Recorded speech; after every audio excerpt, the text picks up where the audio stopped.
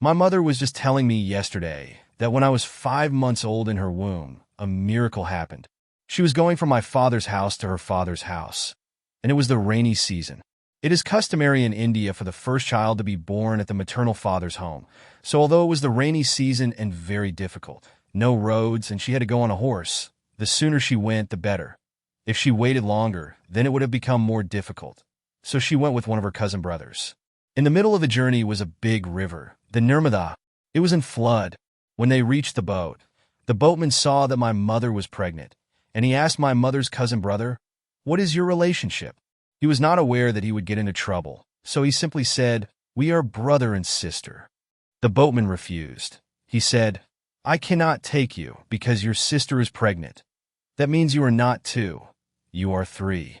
In India, this is a custom, an old custom.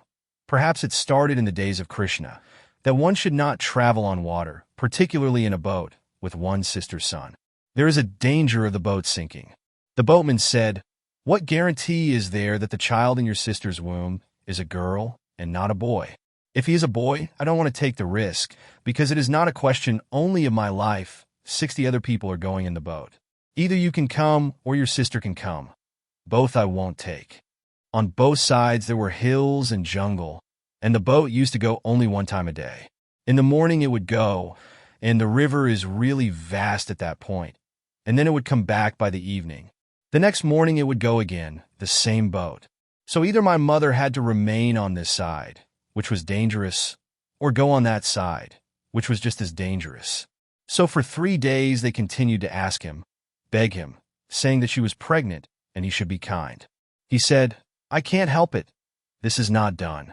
If you can give me a guarantee that it is not a boy, then I can take you. But how can you give me a guarantee?" So for 3 days they had to stay in a temple there. In that temple lived a saint, very famous in those days in that area. Now, around that temple there has arisen a city in the memory of that saint, Saikita. Saikita means the village of the saint. So means the saint. He was known as Sai Baba. It is not the same Sai Baba who became world famous, Sai Baba of Shirdi, but they were contemporaries. Finally, my mother had to ask Sai Baba, "Can you do something? For 3 days we have been here. I am pregnant, and my brother has told the boatman that he is my brother, and he won't take us in the boat. Now, unless you do something, say something to that boatman, we are in a fix." What to do? My brother cannot leave me here alone. I cannot go alone to the other side. On both sides are wild jungles and forests, and for at least 24 hours I will have to wait alone.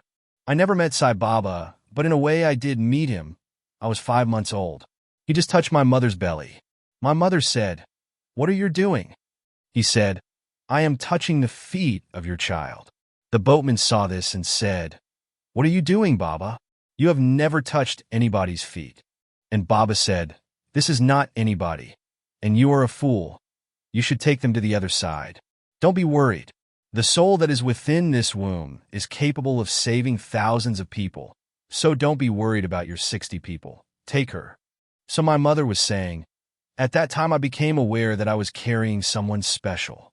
I said, "As far as I understand, Sai Baba was a wise man. He really befooled the boatman. There is no miracle, there is nothing. And boats don't sink just because somebody is traveling with their sister's son. There is no rationality in the idea. It is just absurd. Perhaps sometime accidentally it may have happened, and then it became a routine idea. My own understanding is that because in Krishna's life his mother's brother was told by the astrologers that one of the children of your sister will kill you, he kept his sister and his brother-in-law in prison. She gave birth to 7 children, 7 boys, and he killed them all. The 8th was Krishna, and of course when God himself was born, the locks of the prison opened up, and the guards fell fast asleep, and Krishna's father took him out. The river Yamuna was the boundary of Kansa's kingdom. Kansa was the person who was killing his sister's sons in the fear that one of the sons was going to kill him. The Yamuna was in flood, and it is one of the biggest rivers in India. The father of Krishna was very much afraid, but somehow the child had to be taken to the other side, to a friend's house whose wife had given birth to a girl, so he could exchange them. He could bring the girl back with him, because the next morning Kansa would be there asking, "Where is the child?" and planning to kill him. A girl he wouldn't kill, It had to be a boy. But how to cross this river? There was no boat in the night, but it had to be crossed. But when God can open locks without keys, without anybody opening them, they simply opened up, the doors opened up, the guards fell asleep. God would do something. So he put the child in a bucket on his head and passed through the river. Something like what happened to Moses when the ocean parted. This time it happened in an Indian way.